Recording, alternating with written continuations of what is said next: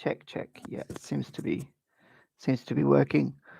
I hope that's not too loud. Hello, everyone. I don't know if this thing is working really that great, but I'm doing my best with what I have. I know my hair looks like a porcupine. It's kind of what happens when you can't go to get a haircut. Anyway,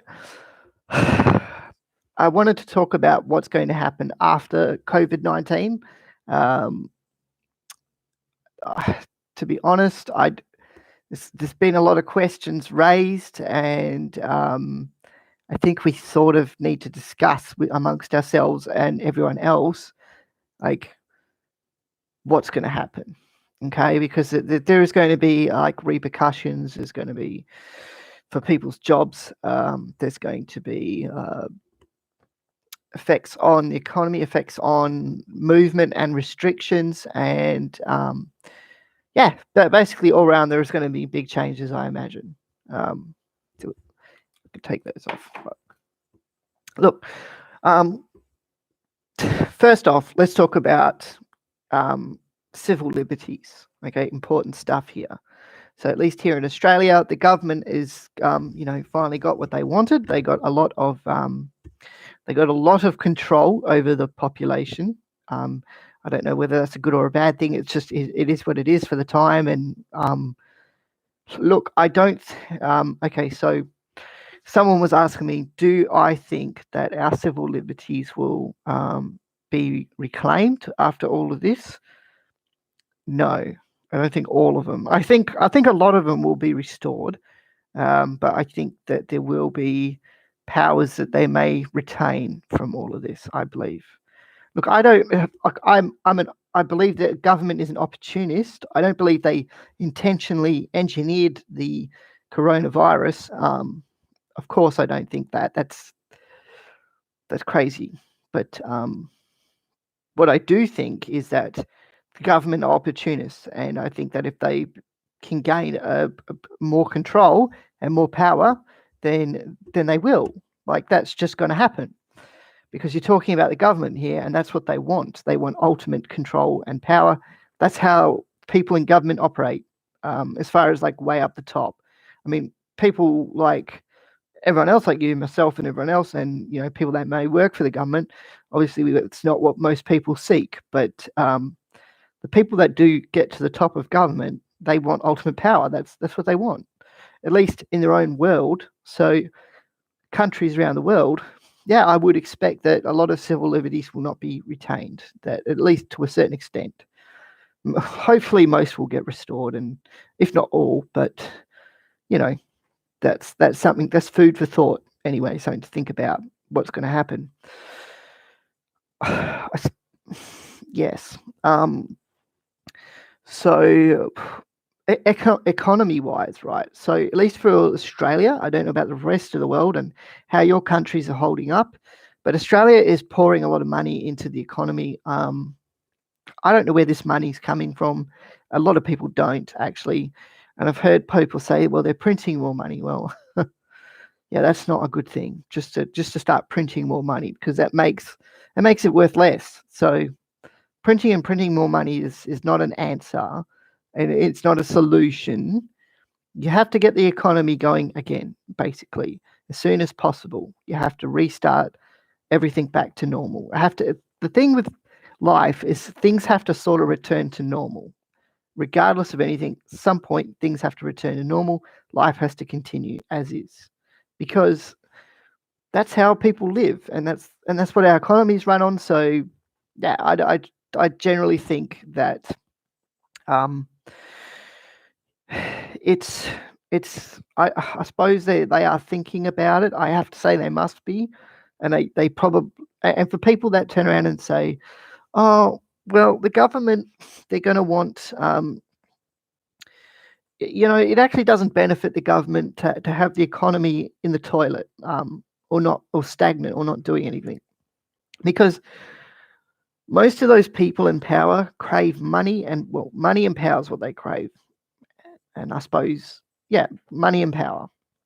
So for people not to be going to work, for people not to be doing anything, is bad for them, because if people are going to work and everyone's making money and the country's doing better, then they're going to make more money, then they're going to have more control, because people, it's all like a flow-on effect.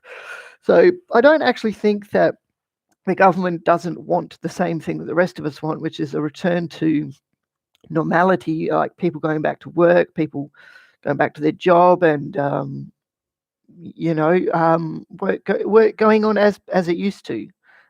Obviously, it benefits them for us to be there, and for them, like, we're not paying taxes if we're not, like, do you know what I mean? Like, if the vast majority of people are not paying taxes, then the country just falls apart, and there is no power, So it's from my perspective, how I see it is, it's all about balance.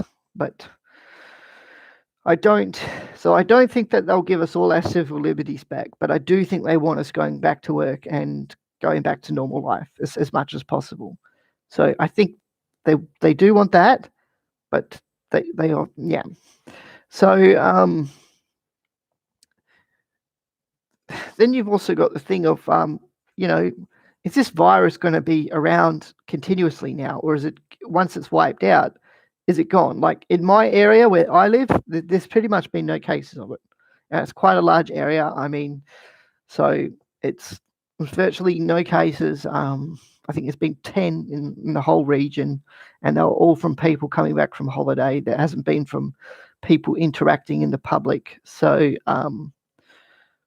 so I mean, as far as I know, if it's wiped out, is it gone, or is it, or do we have to have a vaccine, and everyone has to have a vaccine like the flu shot every year to make sure that nobody gets this thing? Like, what's going to happen with that? It's an interesting thought. I suppose, like, there's a lot of interesting things that are going to be happening. There was talk about whether or not China engineered this virus. It is possible, guys. I mean, we're talking about China here. I mean, they don't care about their own people. This is known, okay? This is known. They just, like, Xi Jinping's government is, I don't know what to say, guys. Like, it's strange how much power they hold over the rest of the world. That's all I can say. Like, they're their own country. They should have their own power in their own country. But as far as the rest of the world is concerned, it shouldn't matter. Like, Australia shouldn't affect anyone else, and China shouldn't affect anyone else either. But that's not how things work. And it's weird, guys. Like, that's all I have to say. Like, did they create a virus? I mean, there was talk about them creating it to help people. I don't know. I don't know what the benefit of creating a deadly virus would be, but I think people were talking like it could be some sort of transport for other, material to say get rid of cancer or something. I don't know. Maybe they wanted to. Let's hope that it is a good thing rather than a negative thing. The way that it's been handled so far, the way that the World Health Organization covered it up, and the fact that the mainstream media seem to support the cover-up rather than supporting President Trump's basically telling World Health Organization, you guys really messed up, and now people are dying. Lots of people. We're taking our money out, and so be it. That. Say what you want about the guy, but that was the right call. All right, because there has to be accountability for your actions, and covering up this thing when it should have been. They knew about it long before and could have stopped many people dying or getting infected, and they did nothing. So as far as I'm concerned, they failed at the one task that they are given, the one job that they are given, which is to monitor these like health occurrences and take effective action instead of. I can see what happened. They basically just didn't want to say to China and the world, oh, we got to shut down the economy here, and we got to isolate everyone in Wuhan and et cetera, et cetera. Like they didn't want it. They lost their testicular fortitude. Is what they lost. They lost their balls. They couldn't make a decision. All right, and that is why if things so basically because no one at the top had the balls to just say, okay, this is what we got to do, and we got to do it now. Otherwise, this is all going to blow out of proportion. But no one had the balls to that, so it is what it is, and they've had their money pulled from it, from America at least. Hopefully, that means other countries will turn around and go, you know what? There are repercussions for what you did, World Health Organization. We're pulling our money too. All right? Maybe that's what should happen. At least that way, people will be held accountable. And you don't have these people who sit at the top and think nothing can happen to them, like that guy who's all praise for China from, what was it, Dr. Telfler or something, like, or whatever his name is. That guy, right? At least people can turn around and say to people like him, hey, you know what? Your actions did have consequences. Now, because of what you did, right? Now, there is no World Health Organization. It's gone. People are angry at you, and we don't want to, give. If you're going to mismanage the whole situation and fail at the one task that you're given, then it's no need to even have a World Health Organization. What's the point? What are we going to get? I mean, they condemned Australia at the time for, when we basically told people from China, you can't come here now at the moment because we don't want the virus and we don't know if you've got it or not. So just until this whole thing ends, please stay away for the time being. And then obviously, that was an obvious thing. Like, these are obvious choices that had to be made. And yeah, apparently that they condemn us for that. Like, why should we give them money? I mean, that's why America just pulled their money from it. So why shouldn't we do the same? I say, you know what? If it was up to me, I'd seriously be looking at the Australian government cabinet, and I'd be like, do we actually want to be giving these guys money? Like, do they do anything for us? Are they any benefit to our country, or are they just greedy? Like, what's the point? It's just like the UN, the most pathetic and useless organization that ever existed. They couldn't organize they couldn't organize anything. The UN, they couldn't do anything. They're absolutely pathetic. That's another story for another day. But yeah. So what I also think, guys, and this is important because this is worldwide, okay? This is what they can do. At least the Australian government, and I'm pretty sure other governments around the world have also, they pretty much just give themselves whatever power they want because nobody ever challenges it, all right? So if you're wondering how they do it, it's because nobody's told about their decision and nobody can oppose it. So if you don't know, how can you oppose it, right? And even if you could oppose it, would you know how to oppose it? Like, would you know how to actually stop them from doing it? That's half the battle, guys. Anyway. So what the Australian government did, I don't know if you people know this or not, is years and years ago they passed a law that said, if we are in dire straits, if we're emergency, like we're out of money, we're going to take we are giving ourselves the legal authority to take money out of your superannuation. And you might say, oh, that's rubbish. What do you think people were fighting against Glass-Steagall, or what were fighting for Glass-Steagall for? Because they pulled Glass-Steagall, right? This was an American thing, but it also affected other parts of the world and effectively gave governments around the world the power to go, if we want your money, we can take it. We absolutely can take it. Now, will they do that? That is an interesting concept because that's going to hurt everyone. Like, that's our retirements, right? That's all our retirements where we go, when we get old, someone can look after us or we can look after ourselves or whatever. That's what that money's for. And then they're going to go, nah, you get nothing, boy. You're going to be a slave to the system all your life till you die. You're going to be working till you die. That's basically what they're going to be doing. So, I mean, I never believed for a second that I'd actually get my super. Like, they keep moving the goalposts. They keep changing the rules. Like when I first started work about 18 years ago, right? It was 55 you could retire. That's when you could legally go, I want my super and I want to retire and start traveling around the world, blah, blah, blah. Okay? That was what it was then. Now, 67. It was 65, then 67. It's going to be 75. I don't even think I'm going to live to 75, guys. Like, come on. Like, really unlikely there. And then somehow, so they're just going to keep moving the goalposts and changing the rules. And eventually they'll just say, you know what? The money's ours. Tough shit. We're taking it. It's our money. You can't do anything about it. Ha, ha, ha, ha. Maybe not the laugh there. It would be more like, would be the correct laugh. Is that the right laugh? I haven't practiced my evil laugh for a while, so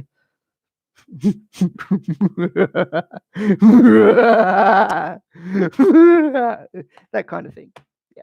I haven't practiced it for a while. But that's what that's the important one, that the important take-home message out of all of this. I'm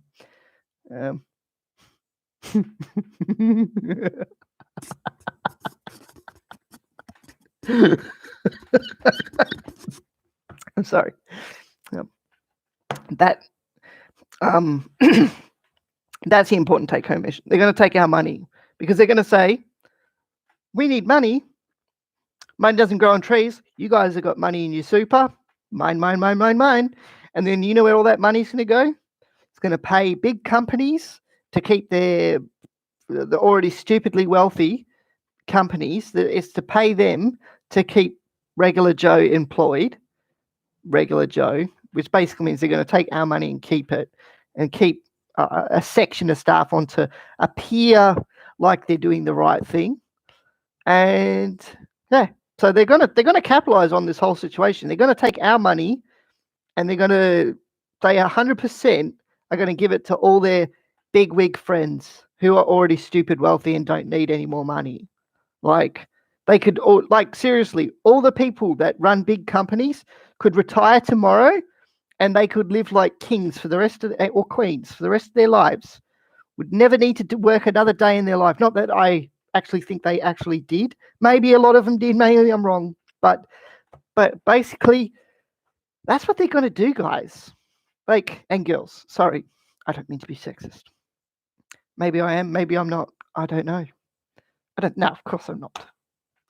But everyone's equal in my eyes. But we're all equal to pay tax, live and die, and work our guts out. That's what we're all equal to. That's the truth, guys. You want to know how equal we are? That's what we're equal to doing. And the only thing that matters is how skilled you are is sort of going to determine how much money you can make and how smart you are. Like, can you manage money better than other people and end up with more? You know, start with less, end up with more. That's it. That's all we're equal to. That's the truth. Like, all the BS aside, that's the truth. But 100%, there is going to be a lot of changes. Now, will this effectively? The last thing is there going to be military action against China from this? Because we all have to seriously consider it, that there's going to be a lot of angry people out there, a lot of angry people, like super pissed because like their loved ones died because China mismanaged a virus, and all for the sake of trying to save a bit of money, didn't tell anyone about it, just kept it under wraps. You know, a lot of people around the entire world died from this. And there's going to be a lot more. Like, we're already up to like 120,000, 121,000, and there could well be 1 million people. Could be more. Could be 10 million. I mean, who really knows? And because of that, do you think that people are going to be against military action against China? Or do you think that China, there's two things that there's actually about four possibilities theoretically out of this. One, China sees that the rest of the world is taking a step backwards and goes, hey, everyone's away from Taiwan, so we're going to bomb the absolute crap out of Taiwan and we're going to take it over because it's ours now. So if you're watching this in Taiwan, keep your military strong over there. Like, keep a vigilant eye on China. I wouldn't trust them as far as I could throw them. Like, they are not to be trusted at all. And they've been wanting your island for a long time because they see it as a buffer zone to China, so they can put like missile bases and stuff out there and go, well, you can't send aircraft carriers because we've got a permanent one right there in Taiwan. That's why they want Taiwan. It doesn't mean anything to them other than they just want it as a military outpost. That's what they want Taiwan for. That's all that matters to them. That's the whole point of that South China Sea thing. That's all about making a buffer zone for China. All right? That's basically what it is. They're basically usurping land so that they can turn around and they've just been buying everyone off to sort of keep everyone quiet and out of the way. They've just been like, hey, look at all our money. We can give you guys lots and lots of money because that's what we're all about. So here you guys go. Just shut up about the South China Sea because we're going to build some stuff out here, and we really don't want you putting your fingers in our pie. Like, just if you keep out of our business, we'll make sure that your business is cha-ching. That's how they've shut everyone up in Asia. All right. They haven't been able to do it to Australia because we're more allied with America and will always be. So they've basically gone, well, we're never going to sell that one. So we'll just, leave that be. So that's basically why they won't try and do that same money tactic here in Australia. I think they have tried. Believe me, I think they've tried, but I don't think it would never be successful. Then there's also the fact that, so you got a lot of angry people out there. And you got to think, like, China's allied with North Korea. If North Korea mess up in this time and America has to respond with violence, do you think that China, do you think anyone will care if China says, oh, we'll fight you if you fight North Korea? Or do you think the world will go, you gave us COVID-19 and you're protecting a ruthless dictator in Kim Jong-un and his evil regime that has 200,000 people in slave camps because they're political prisoners. And anyone born in that slave camp will forever be a slave. That's how bad these people are. They're worse than the Nazis. And so, don't believe the rubbish you hear. They're evil, all right? The North Korean dictatorship, they're pure evil. And if they mess up and America has to go, too much, okay, that's it. The hammer comes down, you die. Which they could do. And then China goes, oh, you can't do that. Because they see North Korea as a buffer. It's all about creating a buffer and a protective zone. So if they do that, and then do you think anyone around the rest of the world will even argue the point? Or do you think they'll go, you gave us COVID-19 and you're protecting that, and you've also done a whole bunch of other crappy things. So you know what? Stuff you, China. We're going to let you get bombed as well. Do you think India will take China's side? Hell no. They'd be like, you've been attacking the Himalayas for how long? No. All right. You get what you deserve. Right. That's what's going to happen. As far as the world's concerned, we don't view China as the good, as in equal, nice people type thing. We don't view them now as, oh, thanks for giving us a deadly virus. Yep. Thanks for not taking any accountability for your actions. Thanks for not apologizing or actively doing anything to actually stop the spread. Thanks for no one's going to do anything. They'll just be like, yeah, you get what you deserve. That's what they'll say. They'll say, that's what happens, shouldn't have done that. I don't think people will act like countries will actively look to go, oh, they might. I mean, but I don't think a country like America is going to go, we have to take military action against Wuhan for creating this virus. So we're going to drop a tactical nuke and sterilize it with fire. I don't think they're going to say anything like that, but I suppose they could. But the point is they probably won't. Like, no one's going to actively do that. There'll have to be a lot of cause and effect. But I wouldn't rule war out of the equation. And I think that's a scary possibility and a thought. But I guess we're going to have to see what happens. So one, they're going to take our civil rights. Two, they're going to what's going to happen to the economy? Like, where are we going to be? What's going to happen to normal life? Three, like that they will take money from us, and this whole thing will be, they're opportunists.